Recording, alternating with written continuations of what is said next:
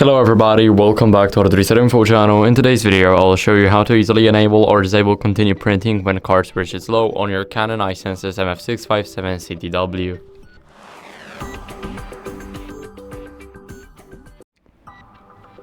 So first, what you guys want to do is go over to the menu. Now in the menu, we want to go into function settings and go to receive and forward. Now let's go over to common settings, and right here we will have our continue printing when amount in cartridge is low. So we can easily enable it, and that's basically one click. As you guys can see, now this setting is enabled, and now after we change it to off, the setting will be disabled.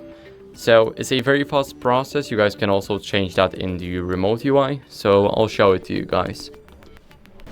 So here we have our remote UI. Let me quickly log out and show it to you guys. We need to go over to System Manager mode and enter our remote UI access pin. Now here we need to go over to the settings and registration, and then we need to go over to the RX and forwarding settings. So now we need to go to common settings. Here we need to click on edit. And after we edit the common settings, we can enable or disable continue printing when amount in cartridge is low.